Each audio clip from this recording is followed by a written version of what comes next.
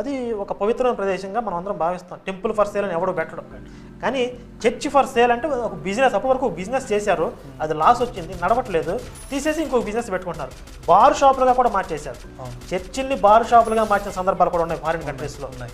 ఎందుకంటే వాళ్ళలో ఎలాంటి ఆధ్యాత్మిక భావాలు ఉండవు, క్రైస్తవం వాళ్ళకి నేర్పించదు కనుక. ఎందుకు ఈ చర్చిల్ని నమ్ముకోవాల్సిన పరిస్థితి ఎందుకు వచ్చింది? ఇట్లాంటి సినిమాలు రాబట్టే. ఈరోజు మన సినిమా తీసే ఎలాంటి ఫలితం లేదంటున్నారు. నేను ఈ పాస్టర్లందరికీ ఛాలెంజ్ చేస్తున్నా, ఈ సినిమా చూసిన హిందువుల్ని కానీ, శివశక్తితో పరిచయం ఉన్న హిందువుల్ని కానీ వచ్చే 7 జన్మల వరకు మతం మార్చండి ఎవరైనా చూద్దాం, వీళ్ళు అలా ఇద్దామో.